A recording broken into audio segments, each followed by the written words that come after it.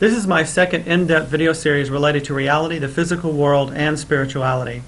My intent for doing these video series is to free people from searching. I've spent a lot of time on the mountaintop, metaphorically and literally, to bring this information to myself, and I believe to as many people as possible. There's a Zen koan that says, don't mistake the finger pointing at the moon for the moon. What this means is don't get caught up in the myriad fingers pointing at the moon. They are meant to direct you to the moon. But ultimately you have to have a personal experience of the moon. The moon in this koan represents spirituality, God, those things that we want to embody. And the finger is the information or people that point you in that direction.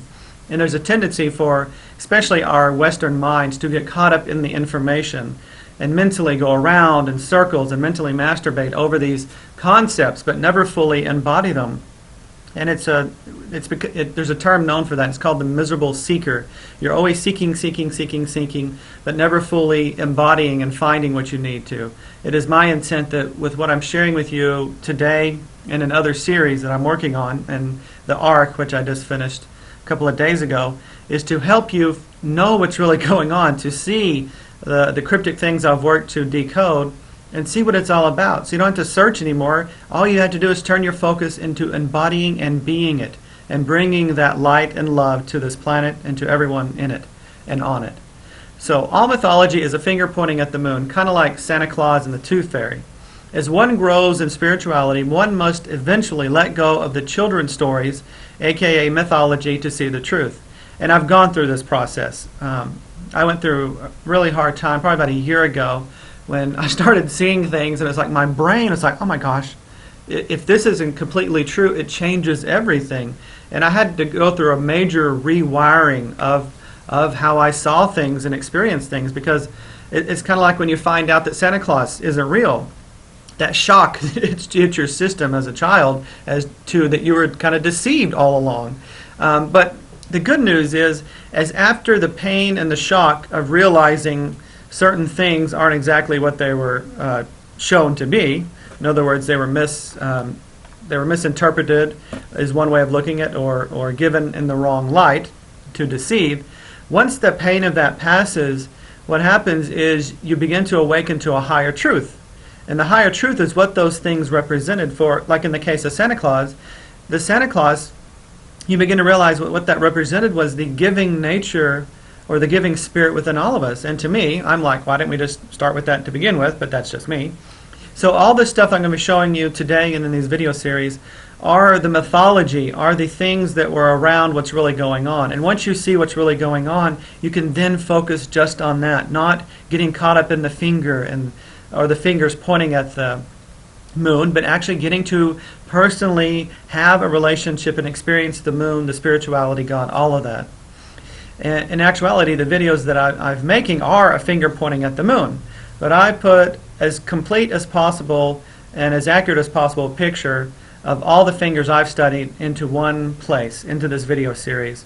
And my main intent is that you don't have to waste your time figuring or fingering out all this information. If you really grok what I will be sharing in this series, The Devil Inside, in my past series, The ARK, and the 3 series to come, even if you watch just this one, you should be on your way to having less questions about what's really going on.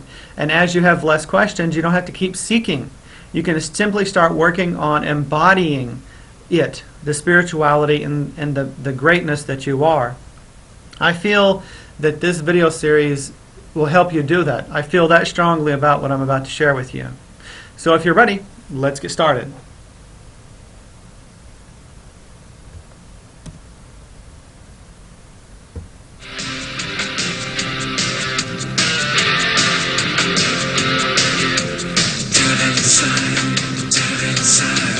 Every single one of us, the devil inside, the devil inside, the devil inside. Every single one of us, the devil inside. Oh.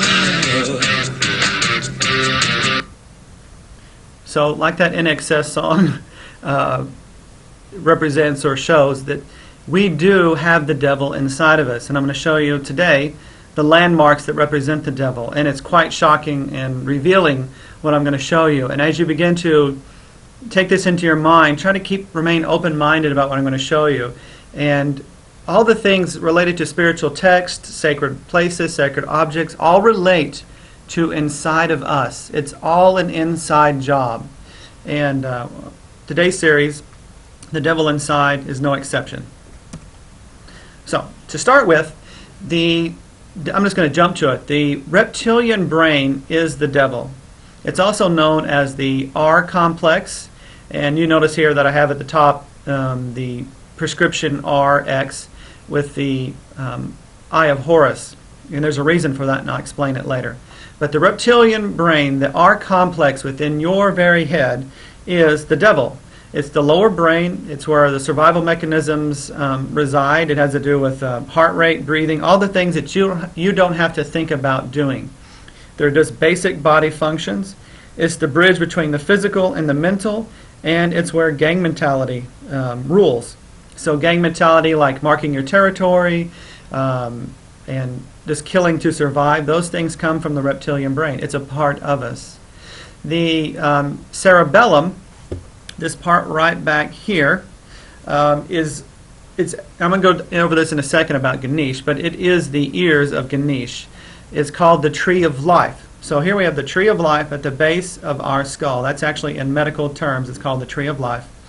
It processes input from the brains, the spinal cord, and the sensory receptors to provide precise timing for coordinating movement of the muscular system.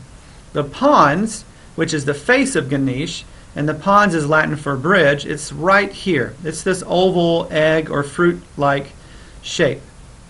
The pons carries the sleep paralysis centers of the brain and also plays a role in generating dreams. It controls breathing, sleep, respiration, swallowing, bladder control, equilibrium, taste, eye movement, and facial expression. While I was putting this together, it made me think about Morpheus, the god of sleep, which a lot of people got introduced to in the Matrix. Morpheus was the guy that woke up Neo. And Morpheus is the oldest of the triplets. And these triplets attend to Hypnos, the god of sleep. And Hypnos as in hypnosis. And Hypnos would bring the dreams to the mortals and gods who fall under the power of sleep. Morpheus sees Hypnos as a father figure, as Hypnos takes care of the outer siblings. Hypnos as in hypnosis. So Hypnos represents hypnosis. And this part of the brain, when we're under the control of this reptilian part of the brain, in lots of ways we are hypnotized or we are under a spell. And there are lots of people out there that know how to manipulate this part of the brain. And I went into this in the ARK a little bit with conspiracy theory. But if someone controls this reptilian part of your brain, and there's a specific mechanism for doing that, which involves the hypothalamus and pituitary pineal gland, which I'll go into probably in the next series, Ra Ra Sis Pum Ba, which is about the reptilian, not the reptilian, but the limbic brain. So when somebody controls this part of your brain, basically you are like in a spell or a zombie, and you can be controlled by what this part of your brain controls, which is desires and basic survival instincts. And with fear, the way the media runs things, literally you can be played like a puppet. And it's time to start waking up and rising out of this part of the brain. It's not that we won't ever use this part of the brain, but it needs to be balanced with the rest of the brain, the higher aspects. And like I said, I'm going into the higher aspects of the brain in the next video series. Morphine was first isolated by Friedrich Saturner in 1805. He named his discovery after Morpheus, the Greek god of dreams. And you might have noticed that, like I said before, this RX at the top here, certain drugs actually cut you off from higher functionings in your brain. So prescription drugs, narcotics and things like that actually begin to cut. See how we got this line across the upper, the R? This Eye of Horus actually represents the limbic brain, the ventricles, and a few things I'm going to be going into the next video. But drugs actually cut you off from the higher aspects of your brain. Yeah, something like hallucinogenics can open you up temporarily, but in the long run they mess you up and they fragment you, they separate or more dualize your brain than you need. So drugs are a way of cutting you off from the higher aspect of your very being, and that's why I put this R with the X. It's like having the reptilian part of the brain locked off from the higher aspects. And the idea is to have our lower survival instincts in check with our higher functioning consciousness. And when our higher consciousness is not in balance with our reptilian mind, then we do beastly, devilish things. And let's see, go on here. The medulla oblongata, the midbrain, and the brainstem is Ganesha's trunk. And it's this lower part right here that I'm moving over right now. It's the beginning of the spinal cord going down to the tailbone. And this part of the brain, these three parts of the brain, govern heart rate, blood pressure, respiration, cough, gag response, relays information from the sense organs, breathing, sweating, digestion, levels of awareness, visual and auditory reflexes, and voluntary motor functions, to name a few. So this part of your brain controls a lot of just basic functions in the body. And when it's in check with the higher brain, it works properly. When it's not in check, it goes out of control like a wild beast. And we have to rein it in. We have to gain control over it. And I mentioned gang mentality earlier. Gang mentality, the reptilian brain is where gang mentality lives. Kill or be killed, the strongest survive. Depending on how stuck one is in this part of the brain, he or she will act like a beast. So depending on the level of how much you're stuck in this survival mechanism of your head, depends on how beastly you show up in the world and how divided you see yourself from other people, because the reptilian brain is all about itself. It sees things in separation, because when you see things in separation, that brings the concept of survival. Or you have to survive. It's you against the others. Or you gang together. You come together in groups, and like reptilians, they mark their territory. They have symbols, and as far as marking with urine and things like that, to mark their areas, to say this is mine and stay away or you'll be harmed. And all lizards do that. It's a way of marking their territory, and we do that as humans too. So go back to what I'm reading here about gang mentality. This is where evil, and if you look at the word evil, I'm always playing with words. Evil is live backwards. So basically evil means that when we are living backwards, and living backwards to life is we're actually harming life or killing life.